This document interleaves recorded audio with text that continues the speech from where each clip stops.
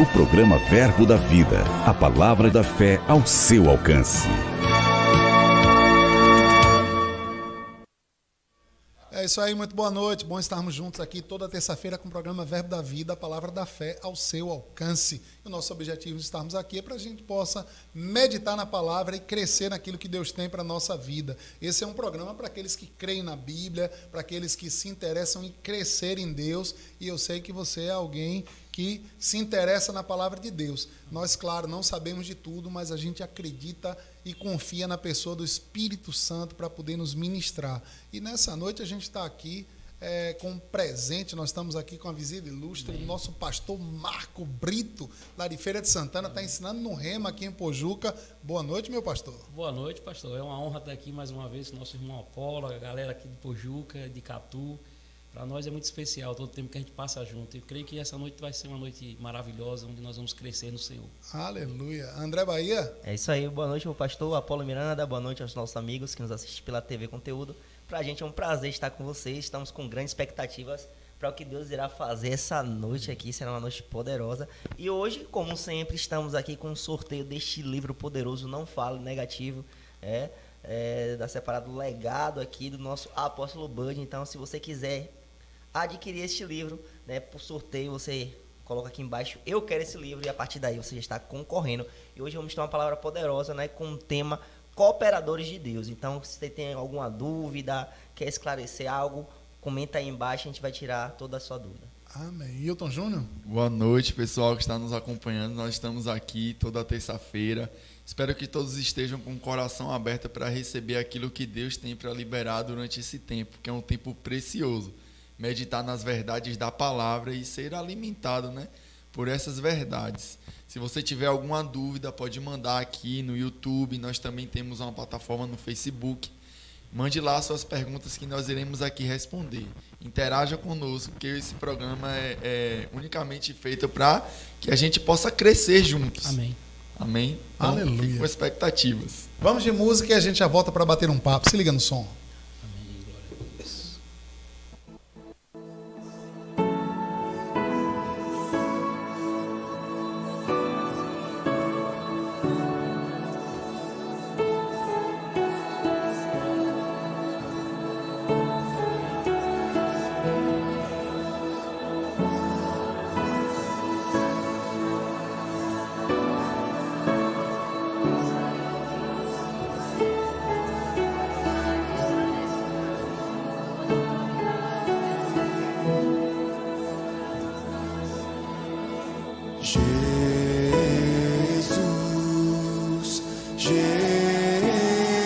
Jesus, nome sem igual, nome sem igual. Seu nome está acima de tudo e não há outro igual, não há outro igual. Te exaltamos para sempre, soberano, onipotente. Tu és Jesus, Rei eterno, damos glória ao autor da nossa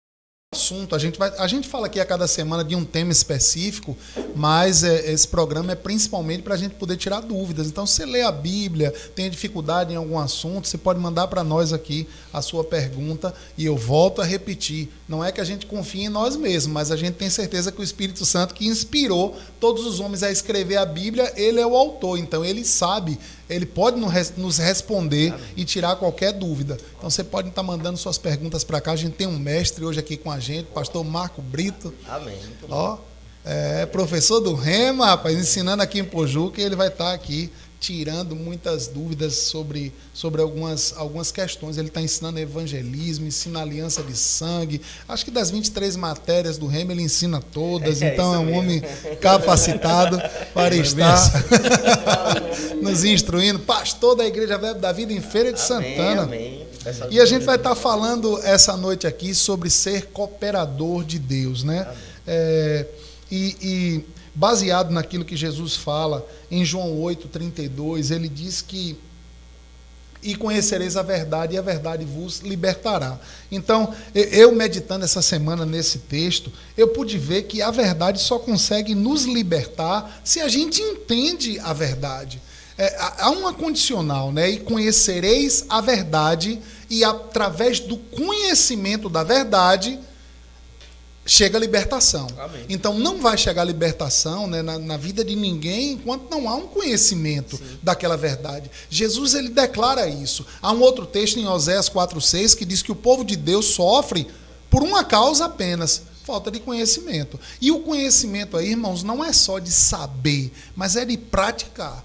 E aí eu queria já abrir aqui para o nosso pastor Marco trazer, né, uma leve meditação acerca desse tema. Verdade, pastor, muito bem colocado aí. O conhecer que está escrito aí não fala de um conhecimento, de uma informação adquirida, né? Esse conhecimento aí é o mesmo conhecimento que fala lá em Gênesis, quando diz que Adão conheceu a sua mulher e essa gerou e deu um filho. Então essa palavra conhecimento trata muito mais de uma intimidade com Deus, de uma caminhada com Deus, de uma vida com Deus, nesse caso a palavra, para que de fato a nossa vida possa ter resultado, né? Hoje o homem, nós buscamos, a sociedade busca resultados, né? A sociedade como um todo vive em busca de resultados. E no mundo espiritual não é diferente, né? Nós buscamos ter resultados em Deus. Nossa vida precisa ser uma vida produtiva, mas essa libertação que está proposta em João 8:32 que o senhor citou, ela fala de uma vida íntima com Deus, de ter aproximação com Deus a ponto de você conhecer o Senhor, não apenas por uma informação, não apenas... Eu costumo dizer que se aquilo que eu tenho de Deus, eu tenho da palavra, é o que eu tenho recebido apenas no culto da igreja, é o que tem saído do púlpito da igreja, eu estou muito raso, né? Marcos capítulo 12, a Bíblia diz que os saduceus eram um grupo de pessoas, né? Pessoas intelectuais, estudiosas da época de Jesus. E esses saduceus, eles questionaram Jesus sobre ressurreição, entraram numa discussão com Jesus sobre alguma coisa, e no final Jesus respondeu para eles assim, está em Marcos 12:24, Jesus diz assim: não é sem motivo, não é sem razão que vocês erram tanto, vocês não conhecem as Escrituras nem o poder de Deus. Então ali naquele dia Jesus dá uma aula para eles, e que serve para nós nos dias de hoje, de que quanto menos a gente conhece a palavra, mais sujeito a erro a gente está. E o contrário também é verdadeiro.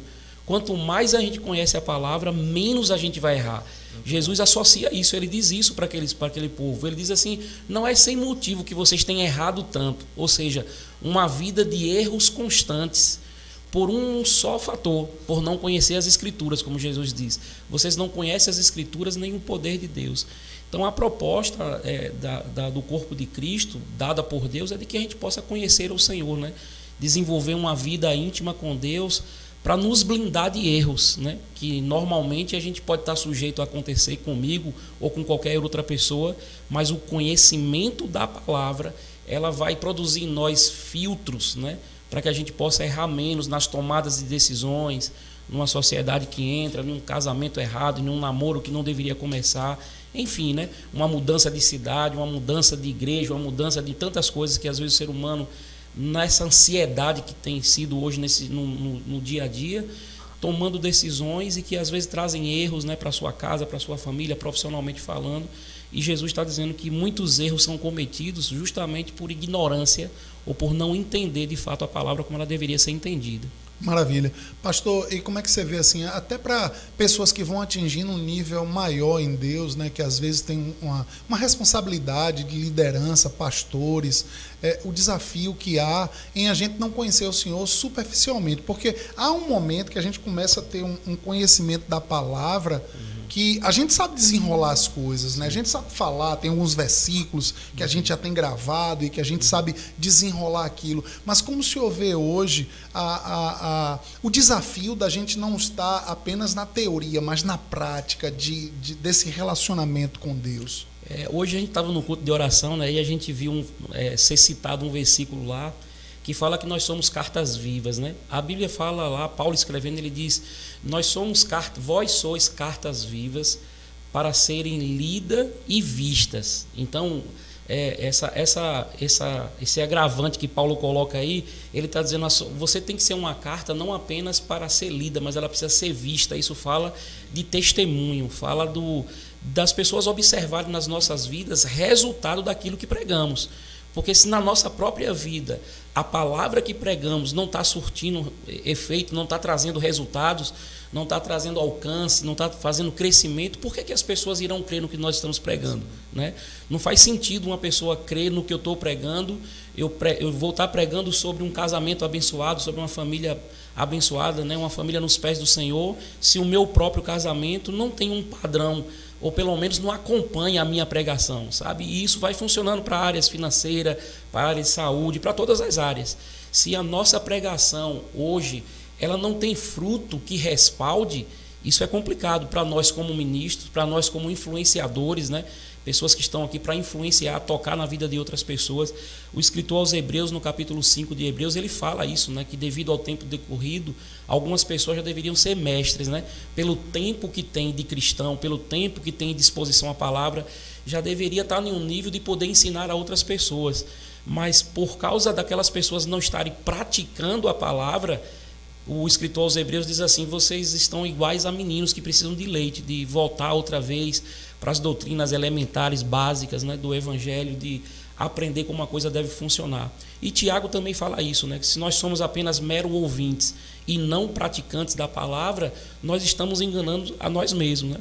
E eu costumo dizer que o pior enganador é uma pessoa que tem a capacidade de enganar ela própria. Imagine e acreditar nesse uma pessoa conseguir enganar ela própria, né? E Paulo diz lá: uma pessoa que ouve a palavra, mas não vive, não pratica aquilo que já tem como palavra dentro dela, como verdade até, ou tá uma pseudo-verdade, né? Porque eu acho que, para mim, uma verdade, ela é verdade se eu realmente pratico. Se eu não estou praticando, eu de fato não acredito que aquilo é verdade, porque se para mim é verdade, eu vou praticar, né? E o escritor diz lá, Paulo diz lá, né, que uma pessoa que vive assim, que conhece muito, já adquiriu muito conhecimento, mas não consegue praticar a palavra, ela está enganando a ela própria. Eu acho que é o pior grau que alguém pode chegar de engano, é conseguir se enganar, né? Jesus trata isso como hipócritas, né? Jesus chama lá: vocês são hipócritas, né? Vocês me honram com os lábios, ou seja, com as suas pregações, né? Mas o coração de vocês está distante de mim. Essa não é a vontade de Deus para a vida de nenhum cristão, né? Deus ele espera que a gente tenha um nível de intimidade com Ele, de nós e a palavra nos transformarmos em um, como Ele e a palavra é um, né? A proposta é essa. Maravilha. E dentro até do nosso tema hoje, dentro dos desafios que todo mundo tem, né, de questão de tempo, dos afazeres do dia, como que o senhor pode estar nos instruindo a ser cooperador de Deus? Sim, muito bom. A palavra fala que nós somos cooperadores, né? E quando a gente lê um versículo como esse, 1 Coríntios 3:9, se não me escapa agora a memória, diz lá, você pode ver se é realmente isso, 1 Coríntios 3:9, só para o nosso telespectador poder ter a palavra como base aí. Diz que de Deus nós somos cooperadores, lavoura de Deus. Isso diz que aquilo que Deus tem para fazer na nossa vida, tem uma parte que somos nós que temos que cooperar com Ele, né? Deus nos chamou como parceiro dele para aquilo que Ele tem para fazer na nossa própria vida. Ou seja, aquilo que Deus tem para fazer na minha vida, Ele conta com a minha parceria para isso, né? Ele não conta com a minha interferência. Deus não precisa da nossa interferência, Ele precisa da nossa parceria. E a nossa parceria funciona justamente, primeiro, concordando com a palavra, né? obedecendo à voz do Espírito, sendo guiado pelo Espírito e obedecendo à voz do Espírito. Eu acho que esse é o nosso maior papel, né? Se a gente não consegue ser um cooperador com Deus, a gente vai passar por uma vida aqui sem conseguir desfrutar de tudo que Deus tem para nós. Porque Deus nos colocou nessa posição de cooperador. Então, há uma parte daquilo que Deus tem para fazer na minha vida, na vida do Senhor, na vida das pessoas que estão nos vendo aí, que precisa da nossa cooperação. A nossa cooperação vai ser fundamental e decisiva em alguns casos para que os sonhos que Deus tem para nós realmente sejam possíveis de ser vividos, né? Se for depender de Deus, está tudo certo. A palavra diz também para nós, eu acho que é 2 Coríntios 1, versículo 20, que tantas quantas são as promessas de Deus, todas nós temos em Cristo o sim. Ou seja, Deus ele colocou em Jesus o sim, ou seja, eu confirmo aquilo que eu tenho prometido para vocês. Mas o versículo termina dizendo assim: e o amém é proclamado por nós para a glória de Deus. Ou seja, Jesus ele é o sim da promessa. E eu e as pessoas que estão nos acompanhando aí, nós somos o amém para que as promessas se manifestem para nós, né? Amém. Então é justamente isso, ser cooperador com Deus para aquilo que Deus tem para a nossa vida. Sabendo disso, eu acho que em sã consciência ninguém vai querer atrapalhar Deus, né? Tudo que a gente quer é cooperar com Deus para que a gente possa viver aquilo que Ele sonhou para as nossas vidas. Isso quer dizer, então, que muitas coisas que nós estamos orando, Deus vai trabalhar para que aconteça através também de uma cooperação nossa. Cooperação, com certeza. Eu creio nisso, pastor. Eu creio nisso. O texto de Efésios também fala isso, né? Que nós fomos separados, Deus separou alguns com alguns dons, né? Apóstolos, profetas, evangelistas, pastores, mestres. E diz lá que a finalidade é produzir a edificação do corpo de Cristo. E os versículos continuam e diz assim: e que cada parte cumpra a sua justa cooperação.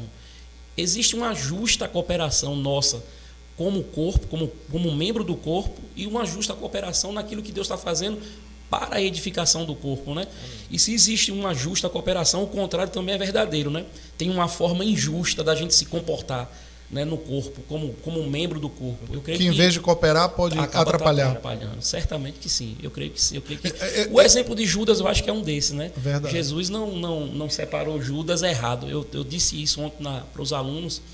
Quando Jesus ele saiu daquela noite de oração, a noite inteira de oração, a Bíblia diz que ele chama os discípulos e separa 12 pessoas para andar com eles, as quais ele designou como apóstolos, né?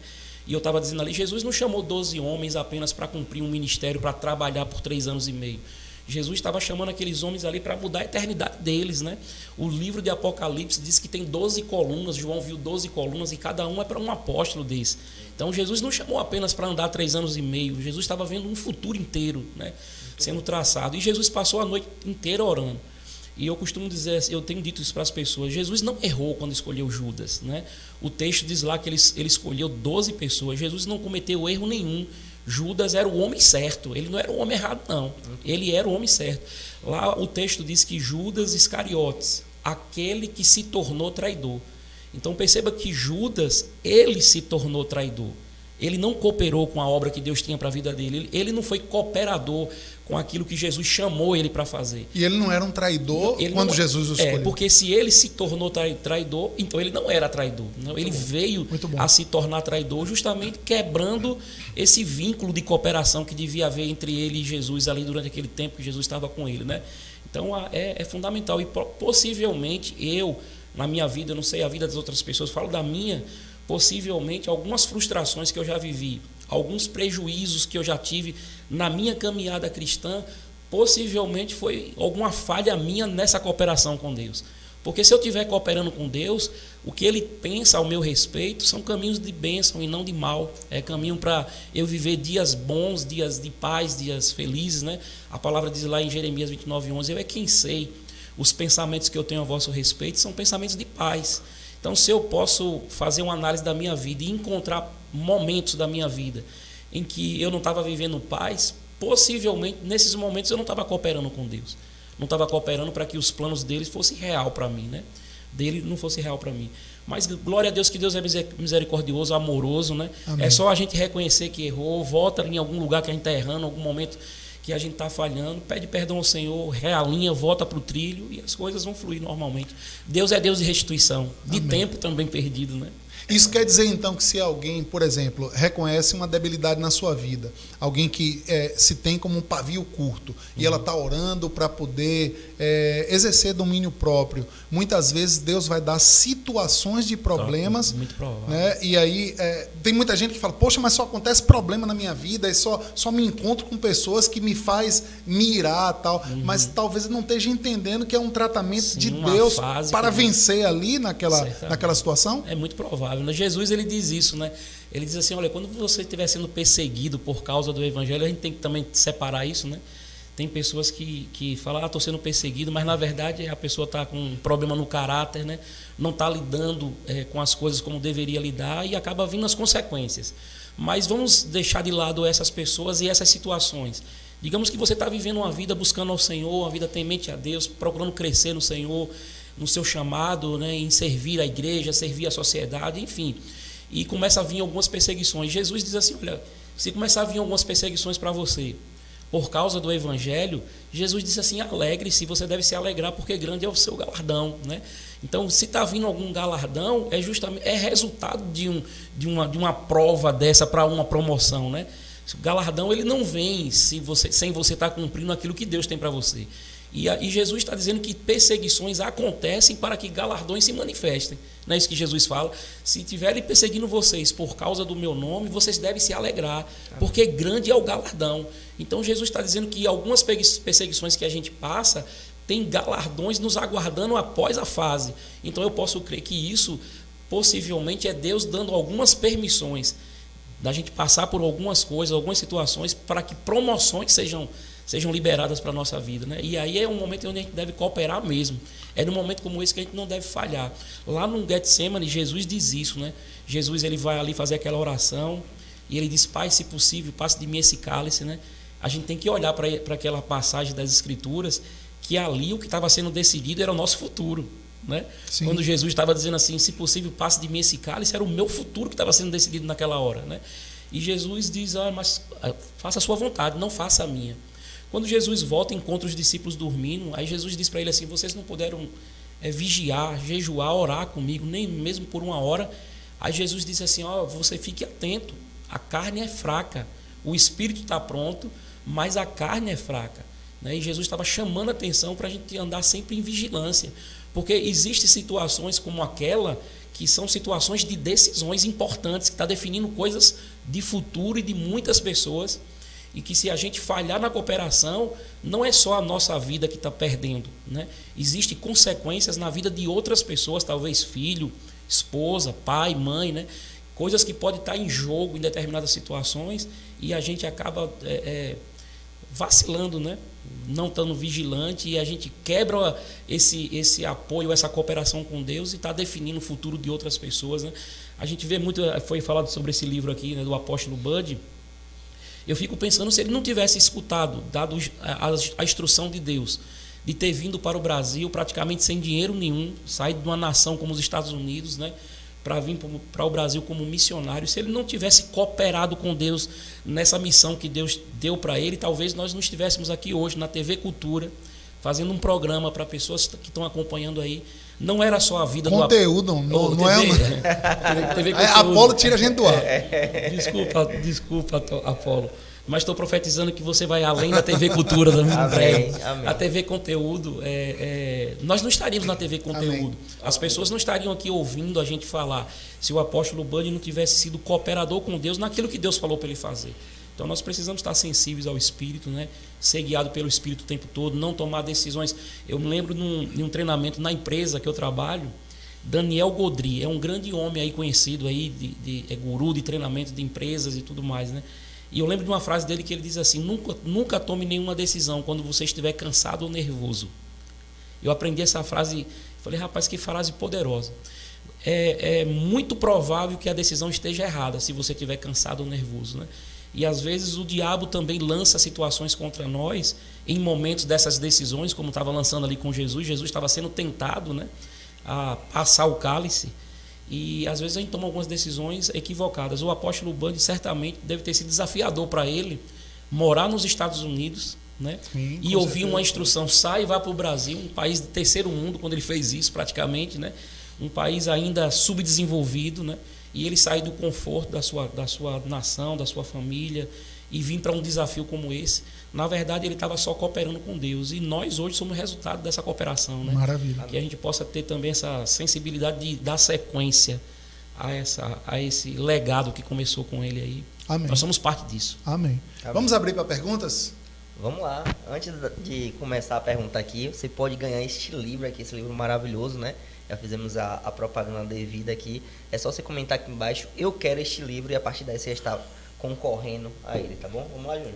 Amém. Tem uma pergunta aqui de um internauta que diz assim: Pastor, como eu posso ser ativo e efetivo no reino de Deus?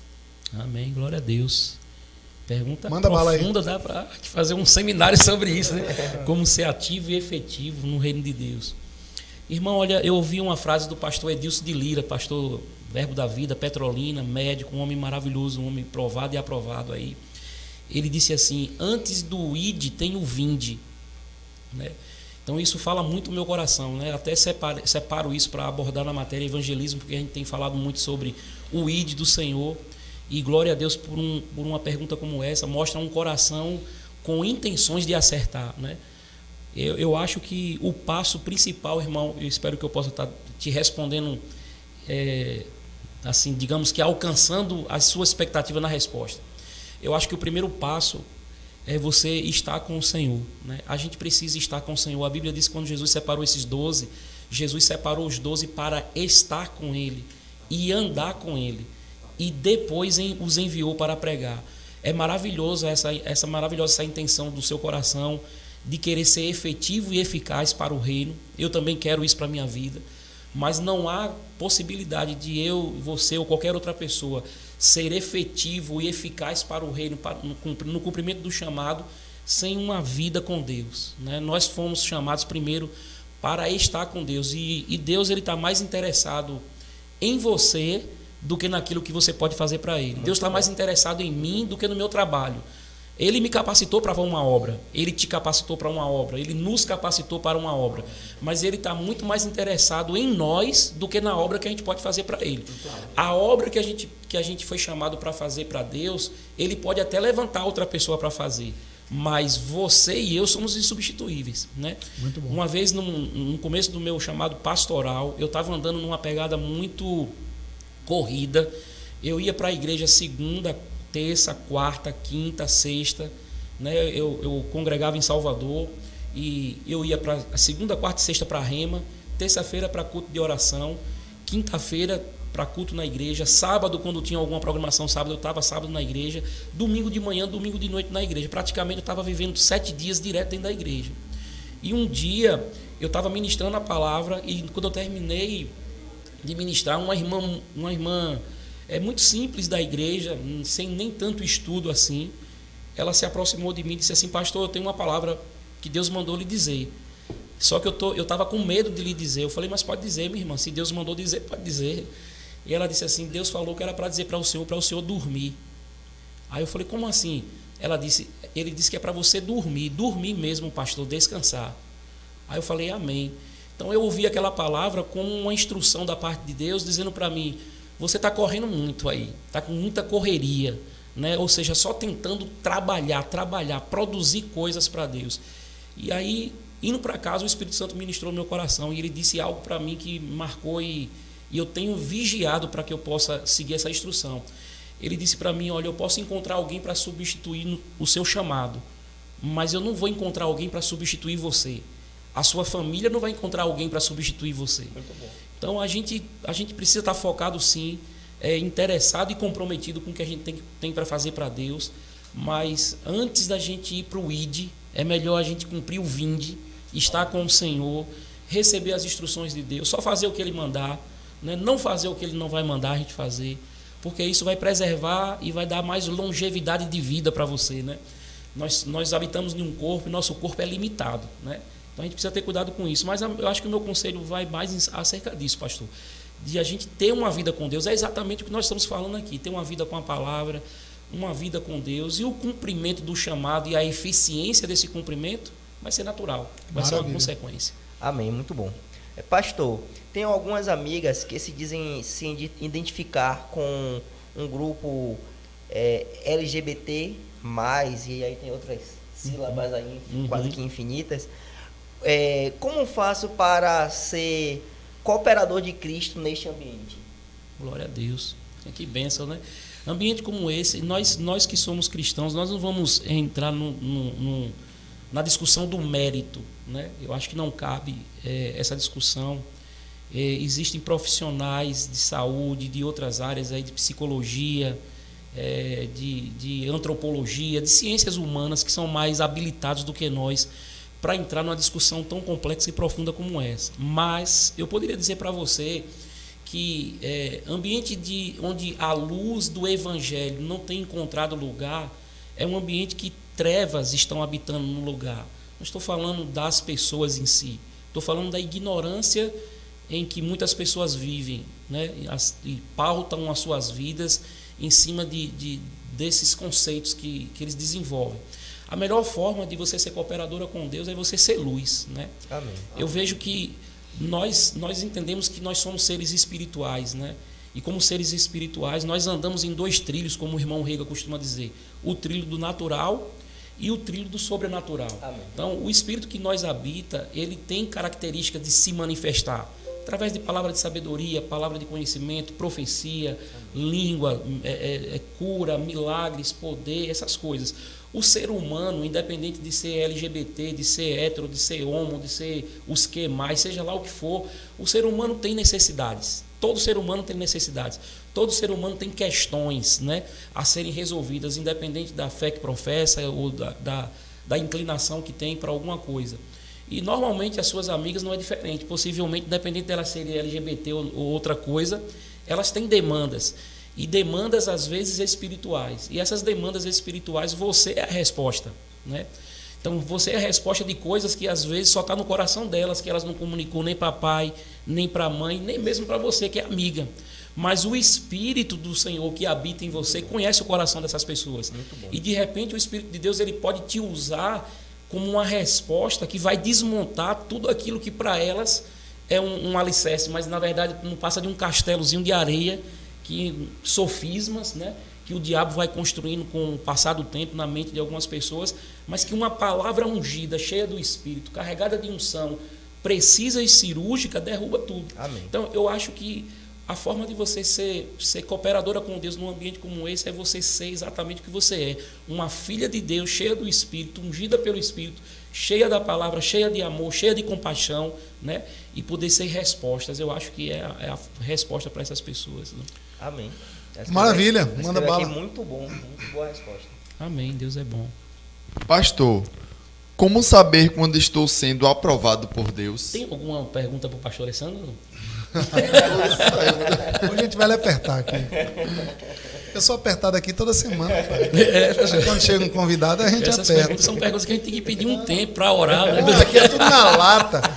E é bom que o pessoal sabe que as perguntas aqui não são faladas antes para ninguém se preparar. Não. Se você acha que está tudo combinado, peça ao pastor vir aqui participar uma hora para você responder as perguntas.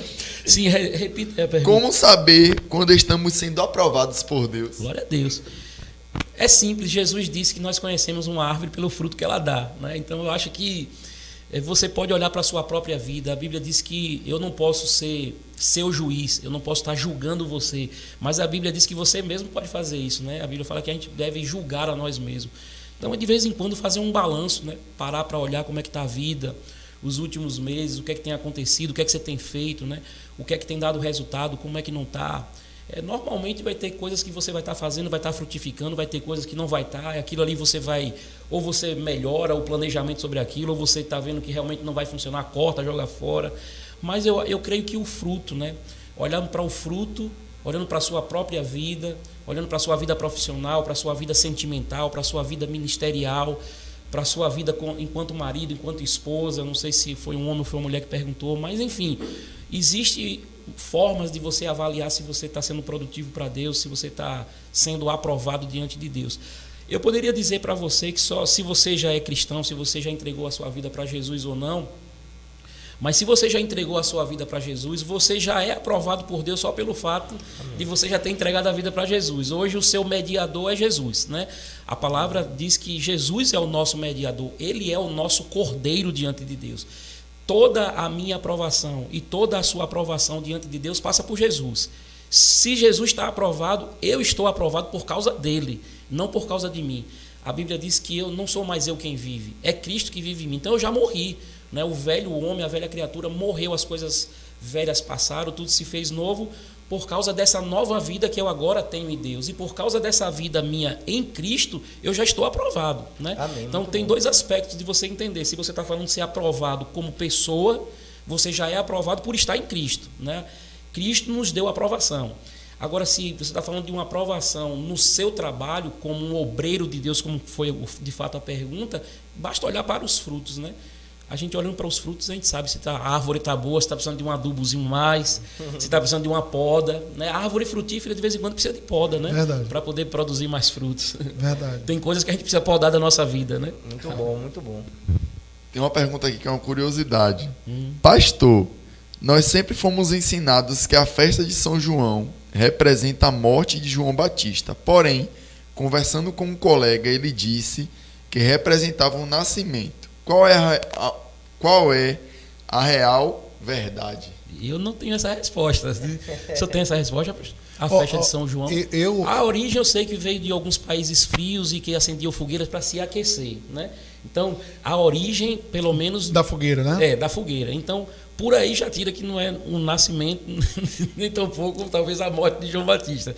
O nascimento, eu não sei exatamente, porque fala que João Batista nasceu 6 meses antes de Jesus. Acaba coincidindo cronologicamente. Mas eu, de fato, nunca parei para pensar sobre Eu também não tenho certeza, mas eu sempre ouvi falar que era ligado à morte. A morte de João Foi ligado Batista. à morte, da questão de quando aquela jovem dança para o rei, que o rei diz, Sim, né? Salomé. Salomé. É Salomé, né? Acho que é Salomé. E ela dança e o rei fala que até metade do reino ele daria e ela pede a cabeça de João. Então eu sempre soube que foi ligado à morte, mas não tenho também certeza absoluta. Não. Eu gosto muito de pensar sobre o nascimento e a morte e a ressurreição de Jesus, que faz diferença para a nossa vida. Tem coisas que realmente a gente não vai ter resposta, né? Mas glória a Deus pela vida, pela morte e ressurreição de Jesus, né? Que por causa disso até o próprio João Batista, que é o caso aí em questão, também teve direito à vida eterna, por causa da ressurreição e morte de Jesus. Que maravilha, né? Ter perguntas que às vezes a gente não vai ter resposta, isso significa que a gente, né, está crescendo, como vocês que estão aí nos assistindo. Pastor, tem uma forma... Mas a gente pode, por exemplo, dar uma pesquisada um pouco mais nisso, em outro programa, Sim, falar, trazer a a gente resposta. pode ver isso aí. Em respeito ao, quem- né, em respeito quem ao perguntou, espectador e tudo A mais. gente responde aí no direct. Pastor, tem uma forma certa de cooperar no meu ministério, na minha igreja? Tem uma pessoa aqui que está perguntando, talvez seja a vontade de participar, de fazer parte ali do serviço. Eu vejo que a melhor cooperação, se você está num... esses dias eu estava falando com uma pessoa que o chamado de Davi não começou no dia que Davi sentou na cadeira de rei, né? Muito bom. O chamado de Davi começou desde sempre, né? Porque Deus já via Davi há muito tempo. Quando Deus mandou Samuel ir na casa de Jessé, Deus estava dizendo, eu já encontrei um rei para mim, eu tenho um rei para mim. Então Davi para Deus já era rei. Então, nós nascemos com um chamado, né? Jeremias, a Bíblia diz lá em Jeremias, capítulo 1, versículo 5, diz assim, Jeremias, antes que eu te formasse no ventre materno, eu já te conheci, e antes que você saísse da madre, eu já te constituí profeta às nações. Então, nós já nascemos com o chamado de Deus, nasce conosco. Então, para Deus, a gente já é. Agora, as etapas, elas são cumpridas, né? Elas vão acontecendo ao longo do tempo. Então, se a pessoa tem um chamado pastoral, mas hoje ainda não é um pastor de uma igreja, mas congrega numa igreja, a melhor forma de cooperar é o quê? Servindo, se colocando à disposição do pastor, se colocando à disposição do departamento da igreja, se preparando, cursando, fazendo aquilo que a igreja tem como regra. Você vai estudar, vai se preparar, comprar livros, ler a Bíblia, mas eu acho que não há crescimento melhor do que servir.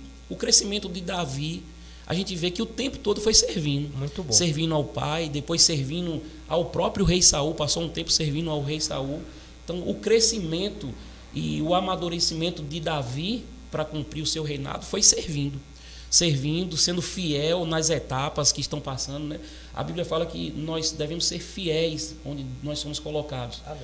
Salomão, quando perguntado por Deus, o que é que você quer que eu te dê? Peça-me o que você quiser, que eu vou te dar. Não foi isso que Deus falou para Salomão? Sim, sim. Salomão disse para Deus assim, eu quero sabedoria para lidar com o seu povo. Esses dias eu estava estudando sobre isso e vi que o que Salomão pediu, pastor, nada mais, nada menos foi do que eu quero sabedoria para ser fiel com o que o Senhor já me deu. Percebe que Salomão, ele estava diante da possibilidade de receber qualquer coisa. Porque Deus disse para Salomão assim, Salomão, me peça o que você quiser, e ainda disse para Salomão que seja lá o que fosse, ele ia dar. Então perceba que Salomão poderia olhar para a vida dele e dizer assim, o que é que eu ainda não tenho? Porque o que eu tenho, eu não preciso pedir para ele. Então o que é que eu não tenho para eu poder pedir? Aí às vezes a pessoa tem um chamado pastoral, mas ainda não é pastor. Sim. E às vezes a pessoa quer o que ela deseja ter, mas ainda não tem, mas quer. Né? Então Salomão, Deus diz assim, o que é que você quer? Qualquer coisa que você quiser. O que você pedir eu vou lhe dar. Então Salomão estava diante de uma perspectiva, de um leque de possibilidades infinita, né? E com a certeza que receberia. Porque Deus disse o que você pediu eu vou lhe dar.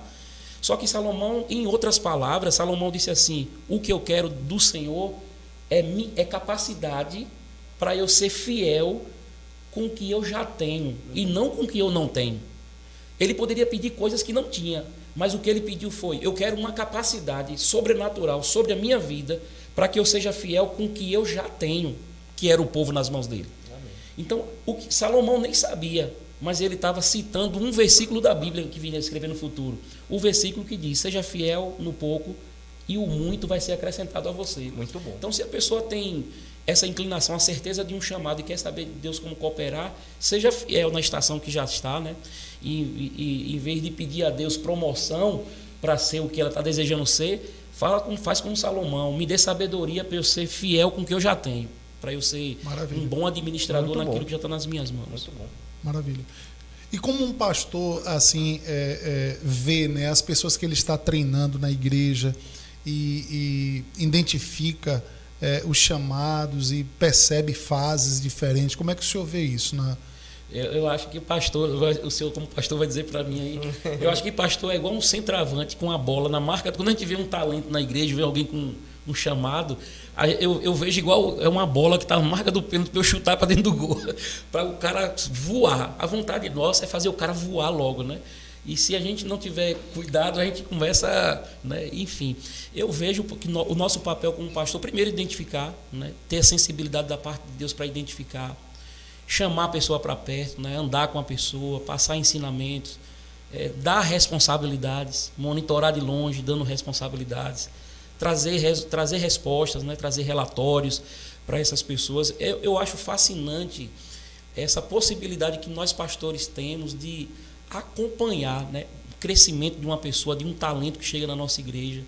Eu tenho visto isso, e eu tenho falado isso com a minha esposa, né? A gente às vezes olha para alguns problemas que a gente enfrenta dentro da igreja, mas essas pessoas que Deus traz até nós, normalmente vão ser pessoas que vão ter problemas para a gente trabalhar, pedras preciosas a serem lapidadas, né?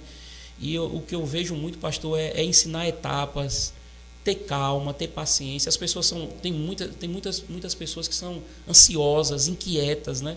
Elas querem ver logo a coisa acontecer, mas existe um processo, né? A gente tira por nossa própria vida. Eu não me vejo um ministro preparado em tudo que Deus tem para a minha vida. Eu me vejo caminhando numa preparação, sabe? Eu não sou a mesma pessoa de quando eu cheguei na igreja, mas eu acho que eu também não sou a pessoa que Deus ainda vislumbrou para eu ser. Tem muita coisa ainda, sabe, pastor? Tem águas, como a Bíblia fala, que tem águas nos artelhos, águas no joelho, água na cintura, águas nos ombros, águas que cobrem. Enfim, a água é a mesma. Se a gente parar para pensar, a água que cobre, né, que coloca a gente submerso, é a mesma água que está lá nos artelhos, né? Isso fala justamente de níveis de crescimento que a gente precisa para experimentar coisas em Deus, que vai requerer de nós justamente esse tempo de preparação, um tempo de comunhão, um tempo de experiências maior com o Senhor. A gente precisa ter as nossas próprias experiências. É o que eu disse anteriormente. Se tudo que eu tenho da palavra é apenas o que está sendo dado de púlpito para mim, eu estou num nível muito raso. Eu tenho que ter a minha vida com Deus. Eu tenho que ter o meu devocional com o Senhor. Eu tenho que ter o meu hábito de leitura da palavra. Eu tenho que ter o meu lugar de oração. Eu tenho que ter essas coisas, né? Então, essas pessoas que chegam na igreja e que têm chamado, vocês são muito preciosos para nós pastores. Quando a gente vê um talento chegar na igreja é o que eu estou falando. Para mim é uma bola na marca do pênalti que eu quero fazer o gol.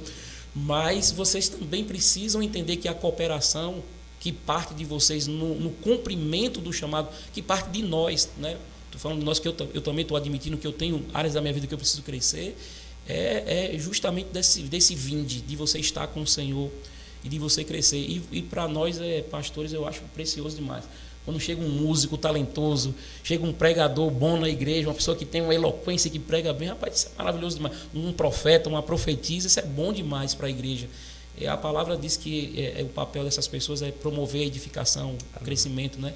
Mas existem etapas na vida de todos nós, né? Nós precisamos cumprir as etapas. Davi cumpriu a etapa. Maravilha. Aquilo que eu estava falando com o senhor, a diferença, o John Bevere fala isso, né? A diferença entre Davi e Saul foi que Saul foi colocado no trono. Davi passou pelos processos até chegar no trono. Eu acho que... E que, assim, todo mundo precisa entender que um coração de um pastor entristece quando a gente vê um talento que está se perdendo, né? Desperdiçado. Alguém que não está conseguindo passar pelos processos ou não respondendo bem ao treinamento. É claro, pode existir lugares que tem pastores que têm ciúmes de pregadores, de chamado, mas, no geral, a grande maioria dos pastores, eles se alegram em levantar pessoas, né? E quando a gente vê alguém que a gente... fica mais leve para todo mundo. Né? E quando a gente enxerga talento em alguém que não está respondendo, está vacilando na questão do caráter, porque, irmãos, um pastor sério em Deus, ele não vai levantar alguém só pelo chamado, só porque sabe desenrolar bem, mas porque a Bíblia manda muito mais olhar o caráter. Sim. Então, quando a gente não vê a resposta no caráter, entristece o coração, porque você sabe que é uma pérola ali que não está permitindo ser lapidado, né? A cooperação está sendo quebrada, né? O apóstolo Bud, ele dizia que nós levantamos ele dizia, como era que o apóstolo Bud dizia? Ele dizia assim, você conhece o nível de espiritualidade que a pessoa está, se a pessoa é madura espiritual ou não é pelas manifestações do Espírito, né? As manifestações do Espírito, ele dizia, revela quem Deus é. Você conhece a pessoa pelo fruto do Espírito. O fruto revela quem a pessoa é. As manifestações, elas revelam quem Deus é. Porque as manifestações, ela vêm para um fim proveitoso, né? Para alcançar o corpo, e pode vir por meio de uma pessoa que não está ainda aprovada, né? Mas Deus, ele não vai deixar de alcançar o corpo por causa de uma pessoa.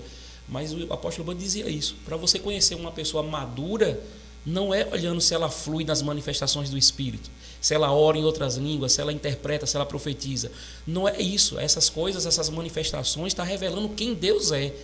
Para você conhecer se a pessoa está apta ou pronta ou não, você vai ter que olhar para o fruto do Espírito na vida da pessoa. Amém. Né? Muito bom. E submissão é algo que nem todo mundo consegue. Não tem como você crescer em Deus sem você ser submisso, né? A gente tem esse problema de insubmissão, né? As pessoas não sei porquê e aprenderam não sei onde a serem submissas eu sou dona do meu próprio nariz. Não é mesmo. Se você já recebeu Jesus, você perdeu o seu nariz, né? Porque a Bíblia diz que ele nos comprou para ele. Com nariz e tudo. Com nariz e tudo.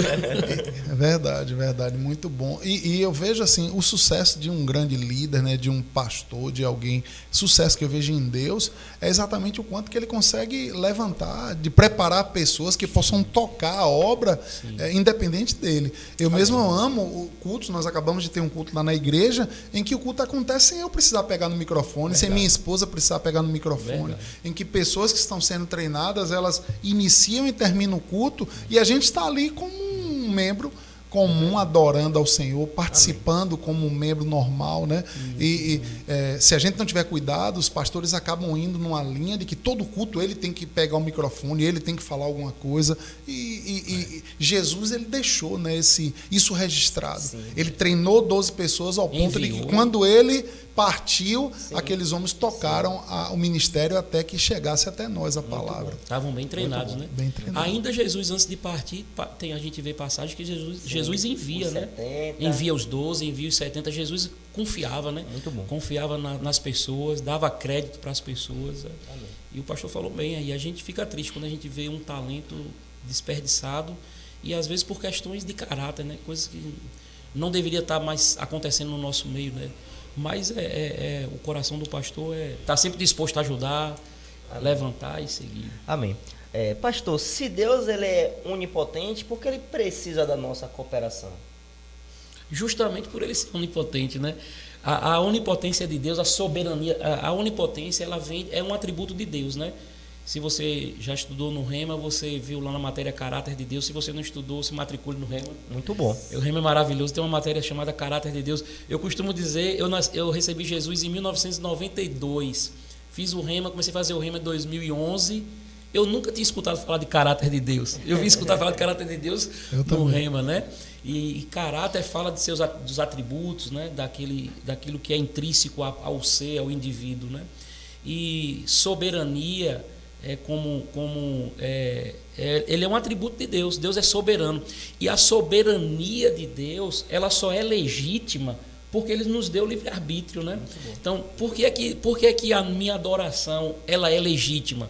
Porque eu tenho a escolha de não adorar. Sim. Percebe? Deus nos deu a liberdade de adorá-lo ou não. Por isso, você que está nos acompanhando, todas as vezes que você levanta suas mãos para adorar a Deus, isso é legítimo diante de Deus, porque você tinha a opção de não fazer, né? Quando a gente vai dizer assim, eu amo ao Senhor, isso é legítimo diante de Deus, porque você tem a opção de não amar. Isso. Ele não te obriga a amá-lo, ele não te obriga a você adorá-lo, ele não te obriga a devolver dízimo, ele não te obriga a ir para culto, a cultuar, a congregar, ele não te obriga a fazer isso. E nós, de maneira livre, fazemos isso. E é isso que torna legítimo, é isso que define a soberania de Deus. A soberania não é Deus, de uma maneira fatalística, decidir o que vai acontecer na minha vida. Isso não é soberania. A soberania está associada justamente à firmeza de caráter que Deus tem. Ele é imutável. É isso que torna ele soberano. Soberano é alguém que não muda. A tempestade pode estar aqui, pode estar ali, mas a pessoa... Então você também pode ser soberano, né? Soberano em situações e circunstâncias. Então, quando Deus fala que nós somos cooperadores com Ele, é porque Ele decidiu que fosse assim, para que fosse legítimo. É legítima, né? A nossa cooperação se torna legítima porque temos a opção de não cooperar. Isso é maravilhoso demais. Você vê que como Deus é oposto ao diabo. O diabo exige a adoração, o diabo exige as coisas, né? Para poder ele ter alguma coisa. Deus não. Deus nos cria. Deus é tão maravilhoso que Ele nos criou, é quem nos criou, e ainda nos dá a liberdade de acreditar nele ou não. É isso que torna legítima a nossa fé. Você vê que tudo é legítimo. Nosso relacionamento com Deus, ele é legítimo, justamente porque temos a opção de não nos relacionarmos com Ele. Então, Ele nos deu essa liberdade de sermos cooperadores com Ele, e a nossa cooperação se torna legítima por isso. Meu Deus do céu, estamos chegando ao fim da nossa programação, né? Meu Deus, o tempo passou voando aqui. Na TV conteúdo, não é cultura. Manda mais um aí, Juninho, vá. O pastor vai responder. Juninho está com a lista de perguntas. Tem Ainda tem um monte de perguntas. aqui, tem muitas perguntas. Faz mais uma. Você faz uma, André faz uma. Vá.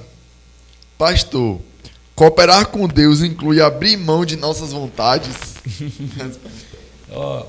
Filipenses capítulo 2 diz que Jesus ele não teve por usurpação o ser igual a Deus.